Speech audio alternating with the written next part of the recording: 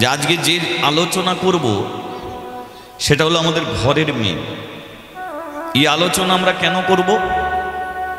তার কারণ আমি পশ্চিমবঙ্গের 17-18খানা জেলায় কীর্তন করি। অন্যান্য জেলায় দেখি ঘর বাড়ি সুন্দর করে, কিন্তু এটাকে ভালো রাখে না। কিন্তু মেদিনীপুর জেলায় ঘর বাড়ি যা হোক না কেন, এটার জন্য একটা ছোট্ট করে মন্দির করে রাখে, এটাকে বড় যত্ন করে। আর এগুলোকে দেখে মনে মনে ভাবি যে তুলসীর মান অন্যান্য জেলায় না থাকলে এই মেদিনীপুর জেলার ভক্ত স্বজন এরা বড় একে ভালোবাসে, রাধারানীর এর কৃপা লাভ করবেই করবে। হরি বল, হরি বল। কিন্তু আজকে এটাই জানবো, যেটাকে আমরা গাছ রূপে দেখলেও এ গাছ নয়, এ গাছ নয়, এ ভগবানকে নিজের স্বামী রূপে পেয়েছে।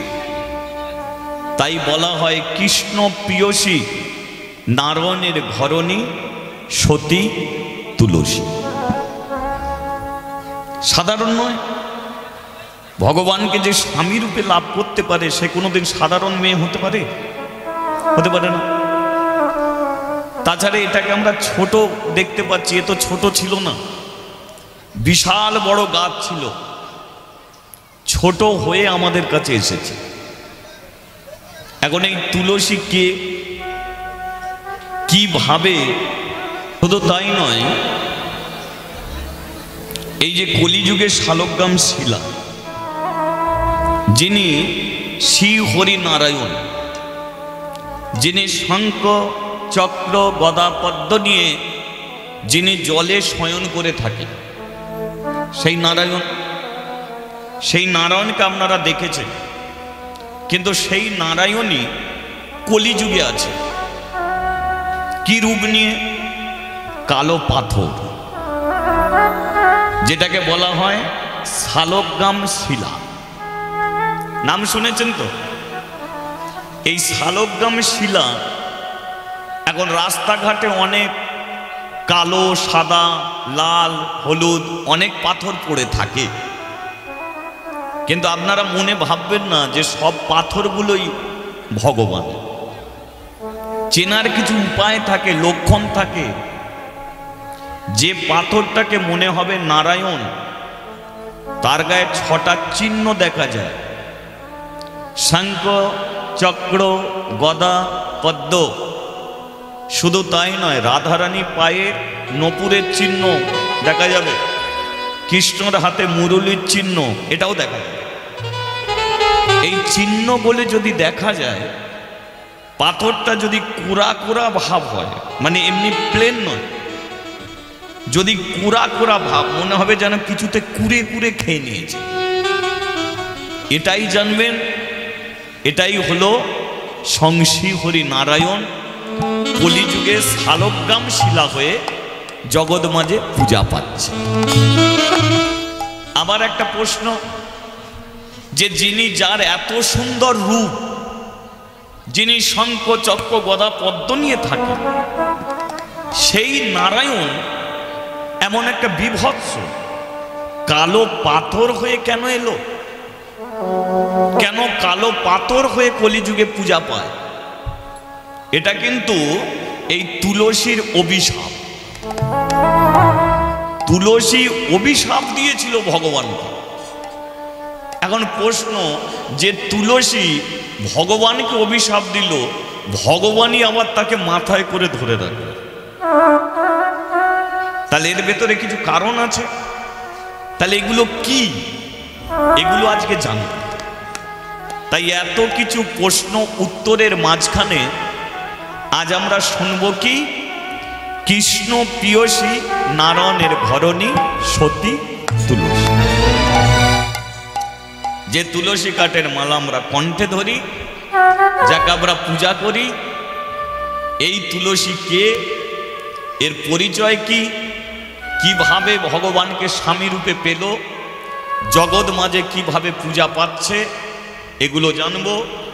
তুলসী তলায় কেন শাঁখ বাজাতে হয় জানবো। মেয়েরা যে হাতে শাঁখা পরে বিয়ের পরে, এই শাঁখাটা কোত্থেকে এসেছে এগুলোকে জানবো। তাই এত কিছু জিনিস নিয়ে আমরা শুনবো সতী তুলসীর কথা। ঠিক আছে, তো আসুন এই লীলাই আমরা শুনতে থাকি। আর এই লীলা আপনারা শুনবেন ব্রহ্ম বৈবর্ত পুরাণ হতে। ব্রহ্ম বৈবর্ত পুরাণ, সেই পুরাণ হতে আপনারা শুনবেন। তাহলে তুলসী কে ছিল? এ হলো গোলকে রাধারানীর এক সখী, নাম হলো পদ্মা গোপী। রাধার অভিশাপে এই গোলকের পদ্মা মর্তের মাটিতে জন্ম নিল। এখন কার ঘরে এলো, কে তার বাবা কে তার মা, শুনতে থাকে। পুরা কালে ছিল রাজা,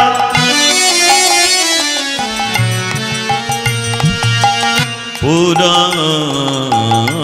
কালে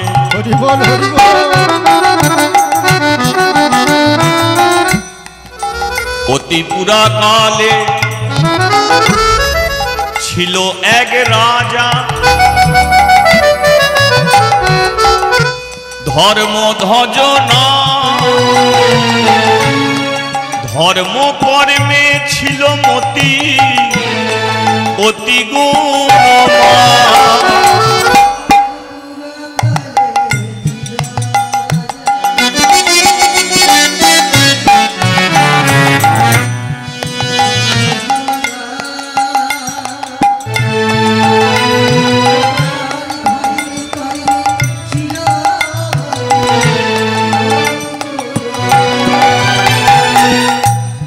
পুরাকালে ছিল রাজা,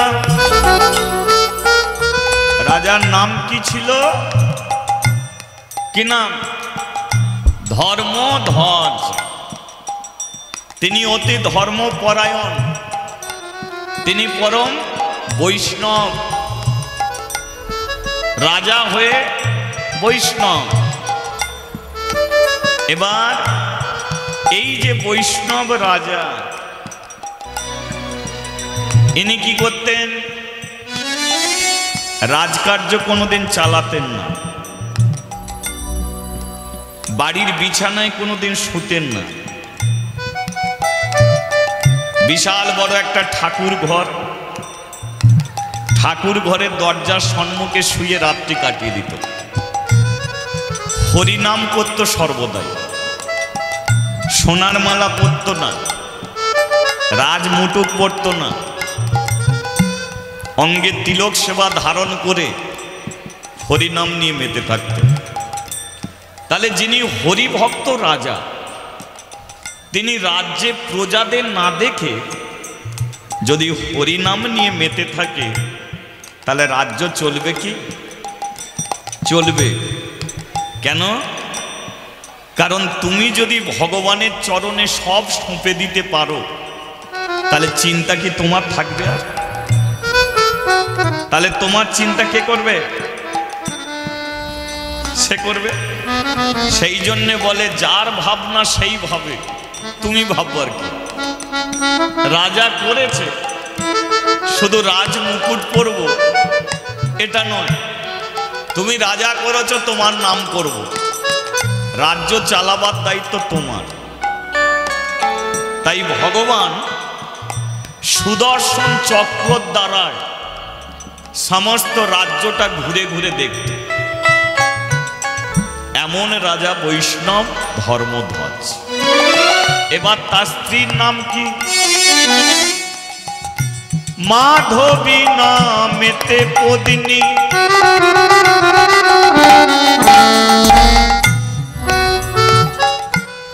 অতি রূপবতী,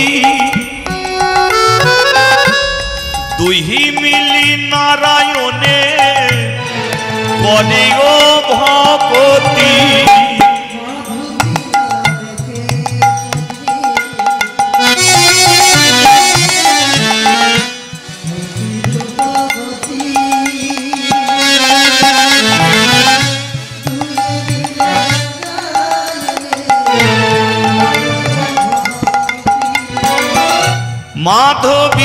নামেতে পদিনী মাধবী নামেতে পদিনী অতি রূপবতী অতি রূপবতী অতি রূপ। আপনারা শুনতে এসেছেন তো? তাহলে শুনতে যখন এসেছেন শুধু শুনলে হবে না, বেশ কিছু জানতে হবে। এই আমরা যখন এখানে এসেছি প্রত্যেকজন একটা কান নিয়ে এসেছি। কানটা কিসের কান হওয়া উচিত? শোনার কান। তাহলে কানে শুনবেন, মনে ধরবেন। কান শোনার কাজ করে, মন ধরার কাজ করে। এবার মন যদি ধরতে না পারে তাহলে হরিনাম শোনাটা আপনার কাজে লাগবে না। কারণ আপনি শুনলেন আর সেবায় বসলেন, সব কিছু ভুলে গেলেন, তাহলে আপনার শুনে লাভটা কি হলো? আপনার পরিবর্তন ঘটবে কি করে? তাহলে 3 ঘন্টা শুনবেন, ভালো যেগুলো লাগবে সেগুলো ধরবেন, খারাপ যেগুলো লাগবে সেগুলো ধরার দরকার নেই, ফেলে দেবেন। কিন্তু কিছু আপনাকে ধরে নিয়ে যেতে হবে। যেমন বৈষ্ণব কবি বলছে যে মাধবী নামেতে পদিনী অতি রূপবতী। এবার বলুন তো, গ্রাম বাংলায় মেয়েদের একটা মেয়ে যদি খুব সুন্দরী হয় আমরা কি বলে থাকি? ওহ, ও দারুণ রূপ নিয়ে মেয়েটা জন্মেছে, ভারী সুন্দর মেয়েটা। কিন্তু এটাকে সুন্দর বলে না। ও চামড়া চকচকে, চোখ একটু টানা টানা, মাথার চুলগুলো একটু ভালো, ও বিউটি পার্লারে গেলে ও হওয়া যায়, তাই না? ও বিউটি পার্লারে গেলে ও চকচকে ঝকঝকে হওয়া যায়। কিন্তু ও চকচকে ঝকঝকে বেশি দিন টিকবে না। একবার যখন পার্লারে গেছো মাসে মাসে তোমাকে যেতেই হবে, নালে তুমি যা ছিলে তার চেয়ে বেশি খারাপ হবে, তাই না? অনেকে দেখবেন চুল পেকে গেলে চুলে কলপ করে। তো কলপ যতদিন থাকবে ততদিন কালো থাকবে, কলপ চলে গেলে তো আবার সাদা হয়ে গোঁজা মারবে। তাহলে এগুলো কৃত্রিম উপায়, বেশি দিনের জন্য নয়। তাহলে এগুলোকে রূপ বলে না। রূপবতী কাকে বলে? যার কণ্ঠে তুলসী কাঠের মালা, যার ললাটে তিলক সেবা, যার হাতে নামের ঝোলা, এরা হলো সুন্দর। আর এরা এমন জায়গায় বসে যায়, এরা যদি বিয়েও না হয় তবু এদের ঘরে কোন সম্মান করে? কেউ যদি তুলসী কাঠের মালা, তিলক সেবা করে নামের ঝোলা নিয়ে রাস্তায় বেরিয়ে যায়, এদের ঘরে কাকিমা বলে না, বৌদি বলে না, কি বলে? মাতাজি বলে সম্মান করে। তাহলে আপনার রূপ আপনাকে মায়ের আসনে বসাতে পারবে না, কিন্তু একটা তুলসী কাঠের মালা, তিলক সেবা আপনাকে মায়ের জায়গায় বসিয়ে দেবে। মাতাজি আপনি কোন জায়গায়? হরি বল, হরি বল। তাহলে কি এই হচ্ছে সুন্দর? শুধু তাই নয়, আমরা যেটাকে সুন্দর মনে করি, খুব ভেবে দেখবেন তো বাবা, প্রতিদিন আমাদের শরীরটা দুর্গন্ধ হয়। প্রতিদিন এই শরীরটা দুর্গন্ধ হয়। তুমি রাত্রিকালে শোবে, সকালবেলা ঘুম থেকে উঠবে, তুমি যদি ব্রাশ না করো তুমি কারোর সঙ্গে কথা বলতে পারবে? তোমার মুখ দিয়ে একটা দুর্গন্ধ আসবে না? তাহলে বাইরে চকচকে, ভেতরে তোমার গন্ধ হয়ে গেছে। তোমার চোখের কোলে কিছু জমে যাবে, যেটা বিভৎস সুন্দর চোখ আর থাকবে না। তাই তুমি মুখ ধুয়ে ব্রাশ করে আবার চকচকে হয়ে তবে মানুষের কাছে যেতে পারবে। তাহলে প্রতিদিন শরীর দুর্গন্ধ। শুধু তাই নয়, ভগবান আমাদের এই জায়গাটায় এমন একটা যন্ত্র বসিয়ে দিয়েছে যে তুমি এই ভক্ত সেবা করছো, এই ভক্ত সেবাটাই কাল সকালবেলা যখন তোমার শরীর দিয়ে বেরোবে ওর দিকে তাকাতে পারবে? ওটা দুর্গন্ধ হয়ে গেছে। জলকে যতই ফিল্টার করে খাও, ওই জল তোমারই শরীর দিয়ে বেরোবে, জলটা কি সুন্দর গন্ধ থাকবে? দুর্গন্ধ হয়ে যাবে। তাহলে এটা সুন্দর নয়। সুন্দর হলো সে যে কণ্ঠে তুলসী কাঠের মালা, তিলক সেবা, হাতে নামের ঝোলা। সে যদি কালো হয়, সে যদি খোঁড়া হয়, তবু তাকে কি বলবে? কাউকে মাতাজি বলবে, কাউকে প্রভুজি বলে সম্মান করবে। সে কালো, খোঁড়া, অন্ধ, তবু তাকে প্রভুজি বলে সম্মান করে। আর রাস্তাঘাটে একটা কালো মেয়ে যাচ্ছে, তাকে কেউ বলবে? তাহলে রূপ হলো এটাকে বলে। তদ্দ মাধবী সুন্দরী দেখতে নয়, কিন্তু ভগবানের সেবায় সে রত। তারা দুই মিলি নিতাই গৌর হরি হরি হরি। তারা দুই মিলি নারায়ণে করে ও ভক্তি।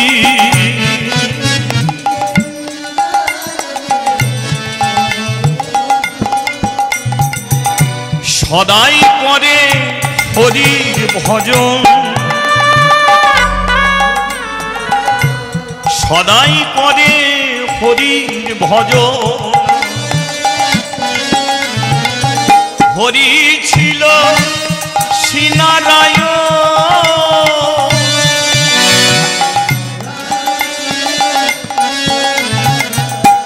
প্রভু মোর কৃপা করো হে,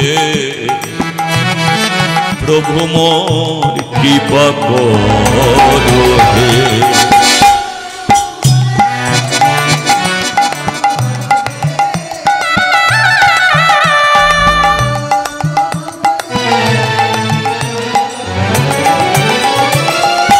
প্রভু মোরে কৃপা করো হে, প্রভু মোরে কৃপা করো হে।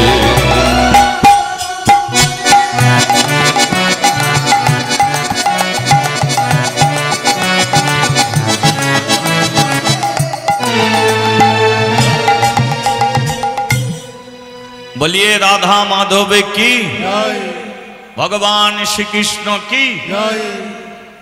তাহলে ধর্মধ্বজ আর মাধবী এরা স্বামী স্ত্রী, এরা ভগবানের কাজে রত।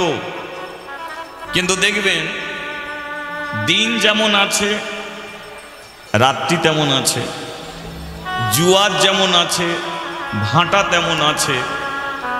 মানুষের জীবনে সুখ যেমন আছে দুঃখও তেমন আছে। মানুষ জন্ম যখন নিয়েছে মরণও তার আছে, জন্ম আছে মরণও আছে। কিন্তু মরণ কোন দিন হবে এটা জানে না, কিন্তু মরতে হবে, মরতে হবে। আপনার একতলা বাড়ি দোতলা হলো না, দুঃখ করো না, কিন্তু মৃত্যুটা ওটা হবে। তোমার মাটির তালা থাকলেও মরবে, 18 তালা থাকলেও মরবে। তাহলে ধর্মধ্বজ আর মাধবী এরা রাজা রানী, এদের কোনো অভাবই থাকতে পারে না। হাজার হাজার দাস দাসী এদের বাড়িতে কাজ করে, তবু দুজনের একটা দুঃখ, সেটা কি? মাধবী মা হতে পারেনি, বয়স বেড়ে গেছে, মা হতে পারেনি। স্বামীকে বলে, স্বামী তুমি আমাকে একটা সন্তান দিতে পারো না? ধর্মধ্বজ বলে, মাধবী তোমার মুখে এ কথা মানায় না। কেন বলো তো? কারণ সন্তান নেওয়াটা বড় কথা নয়, দেয়াটা হলো বড় কথা। মানে আরে একটা কুকুরও বাবা হয়, একটা বেড়ালও বাবা হয়, একটা ছাগলও বাবা হয়, মানুষও বাবা হয়। কে 5 ছেলের মা হয়ে যায়, আবার কারো একটাও ছেলে জোটে না। তাহলে এ থেকে কি বুঝবে? যে ভগবান ওকে 5টা ছেলে দিয়েছে তাই পেয়েছে, ওকে দেয়নি। তাই পাইনি। তাহলে তুমি নিতে চাইছো কিন্তু পাচ্ছ না, তাহলে নেয়াটা তো কোনো ব্যাপার নয়, দেয়াটা। সেজন যদি দেয় তবে তো তুমি পাবে, নইলে তুমি পাবে কি করে? সেই জন্যে মাধবী আমাকে তুমি কিছু বলো না, যা বলার ঠাকুর ঘরে গিয়ে জানা। মাধবী ঠাকুর ঘরে গিয়ে জানায়, একটা সন্তান দাও, সন্তান দাও, সন্তান দাও। 12 বৎসর কেটে গেছে, কিন্তু তবু তো বিয়ের পরে মায়েদের একটা আশা থাকে না যে আমি মা হব। 12 বছর পরে মাধবী চিন্তা করল যে জন্মটা আমাদের বেকার, মেয়ে হয়ে জন্ম নিলাম কিন্তু মা হতে পারলাম না। আর আমার স্বামীর একটা ভেতরে চাপা দুঃখ আছে, সেটা মুখ ফুটে বলতে পারছে না, কিন্তু সেও চায় আমি তাকে একটা সন্তান দিই, পারছি না দিতে। তাহলে আমি বেঁচে আছি, আমি যদি মরে যাই তাহলে স্বামী আর একটা বিয়ে করলে সন্তান আদি হবে, তাহলে আমি আর বেঁচেই থাকব। একদিনে রাত্রিকালে স্বামীর চরণে প্রণাম করে ঠাকুর ঘরে গিয়ে দাঁড়ায়, ভগবানের চরণে তলে বসে বলে, গো তুমি যা দিয়েছ সব নিয়ে নাও, শুধু আমার কোল ভরে একটা সন্তান তুমি দাও। এতদিন আমি নিজের জন্য চেয়েছি,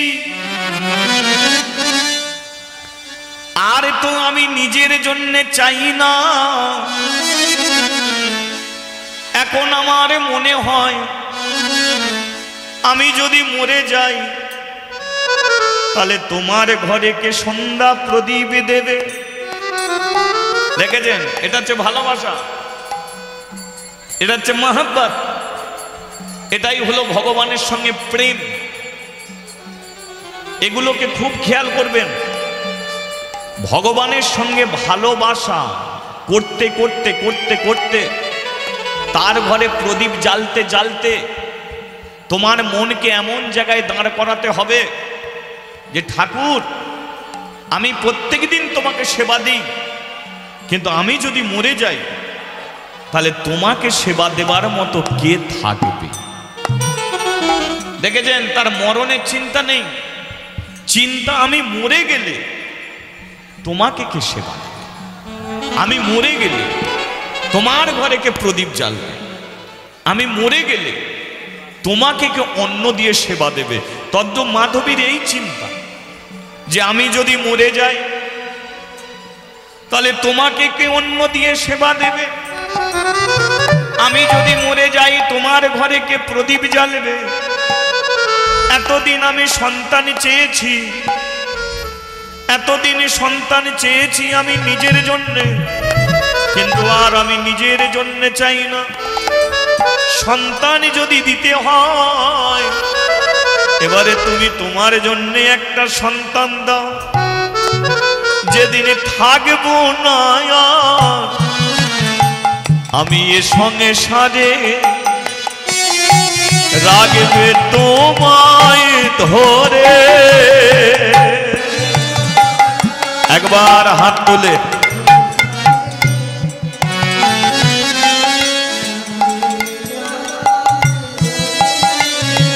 যেদিন থাকব না এ সংসারে, রাগবে তোমায় ধরে।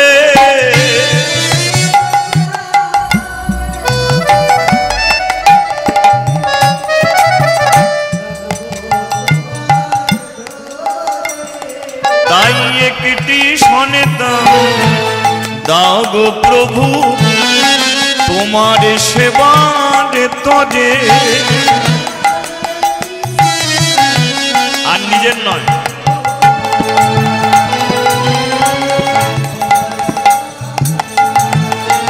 তাই একটি সন্তান দাও গো প্রভু তোমার সেবার তরে